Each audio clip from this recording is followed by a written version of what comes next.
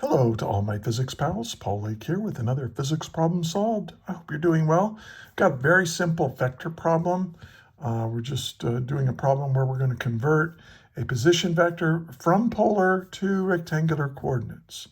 So you'll need to know how to do that. We're going to use a little trigonometry in this problem. Let's read it. It says the polar coordinates of a point on an xy plane are r equals 5.50 meters and theta equals 240 degrees.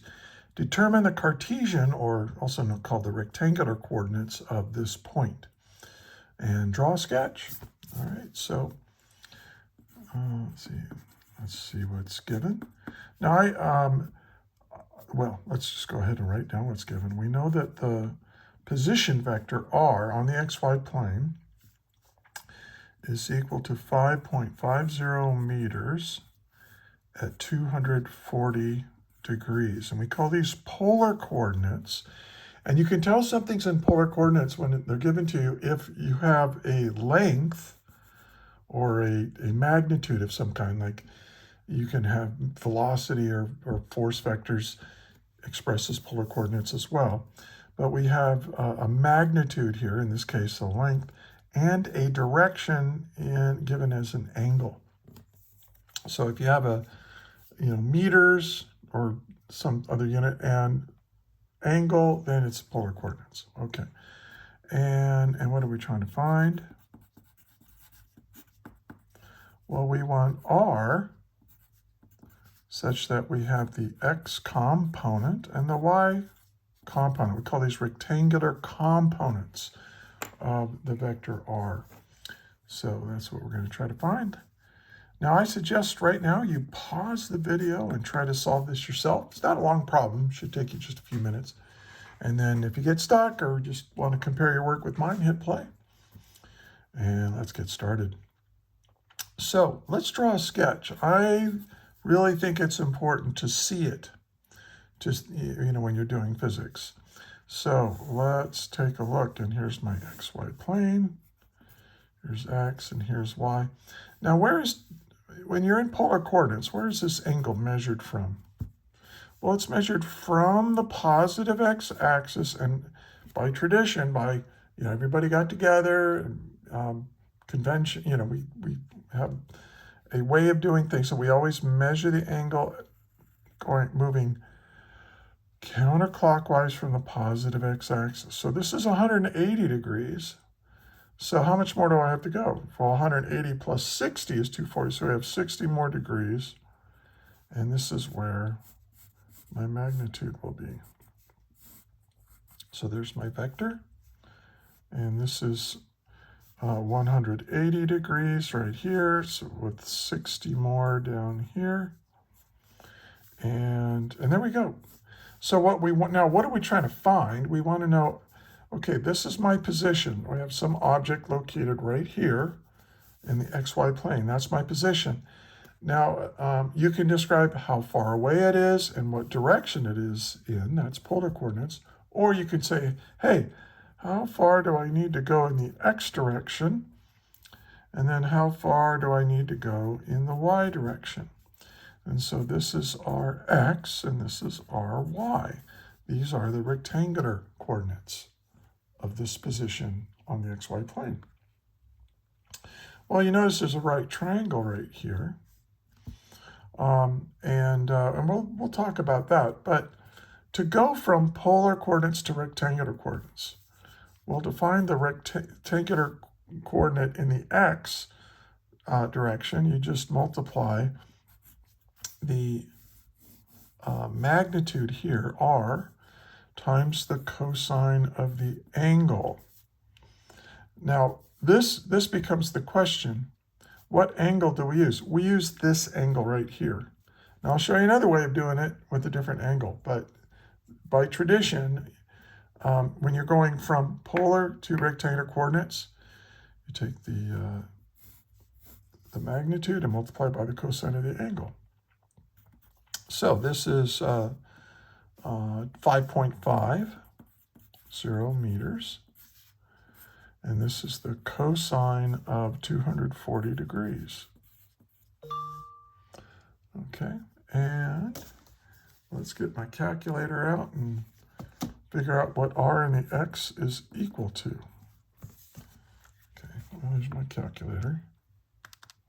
So we have 5.5 times the cosine, and then make sure your calculator is in degrees and not radians. So 240, and let's see what we get. We get a negative 2.75. Negative 2.75 meters, right? Now, does that make sense? Well, look at the picture. Look at the sketch.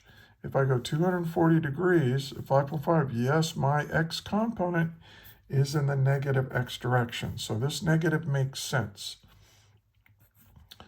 Now let's check out the y direction. What is the y component? This should also be negative. Well, let's see. That's equal to r times the sine of the angle. So this is what you need to know right here. When going from polar to rectangular coordinates, well, the horizontal component, the x component, is r cosine theta, and then the y component is r sine theta. So same r, same magnitude, right, of my position vector, times the sine of 240 degrees. So let's figure out what ry is. And let's see, 5.5 times the sine of 240 gives me 4.76, but negative 4.76 meters. And that's my answer. R in rectangular coordinates is equal to negative 2.75 meters in the x direction and negative 4.76 meters in the y direction. So I'll make it an ordered pair like that. Remember, this is the x and this is the y. And there's my answer. Now, you might look at this and say, wait a minute. Well, I thought if we're going to use a right triangle, shouldn't we use this angle, 60 degrees? Absolutely, you can use 60 degrees. But watch what happens. If I say Rx equals, well, there's a right triangle, right? And I say it's the hypotenuse. Well, let's review a little bit. Remember how cosine theta is defined. Cosine theta is, by definition, the adjacent leg. Well, let me write that. Adjacent over the hypotenuse. Well, the adjacent leg, in this case, is adjacent to the 60-degree angle. That's Rx. And the hypotenuse is just R. And that's how we get that equation. We can say, oh, well, Rx is equal to R cosine theta. And now this is, well, it's going to be 5.5. Now, let's use that 60-degree angle and see what happens. Well, let's see, 5.5 times the cosine of 60. Oh, it gives me positive 2.75. Okay, positive 2.75. Now, is this wrong? Well, yeah, it's wrong because I want a position vector. And the position of this right here is not at 2.75 in the x direction. That would be over here somewhere. Now, is it okay to use this? Yes. If you know, hey, I got to put a negative sign on there. I got to make this negative because it's over here. Then you can go ahead and use the 60 degrees. But why would you do that? Just use the 240 degrees. Sometimes it's easier. You know, it depends on what you're doing. But look at the problem and draw the sketch and see it. Oh, negative in the x, negative in the y. And I'll leave it to you. If you go ry equals 5.50 times the sine of positive 60, well, you're going to get 4.76 meters. So as long as you can use that 60 degrees, as long as you know, oh, I got to add in the negative myself. Because you drew the picture, you see it, and you know what you're doing. See, that's how it works. All right. So there it is, another physics problem solved. And hey, in the description, there is a link to a Google Doc with lots more problems like this one, and the lecture that goes with this problem. So check it out. Just click on that link.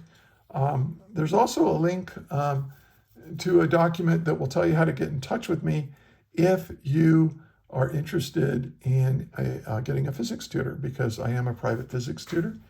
And hey, I'm just telling you, I can save you a lot of time and a lot of stress, you know, and help you enjoy physics, because physics is a beautiful subject.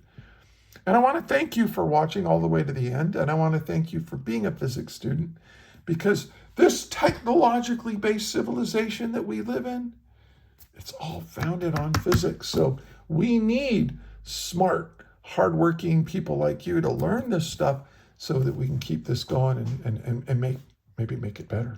I think that's a good idea. So again, thank you for watching. And until the next video, may the net force be with you always. That is all.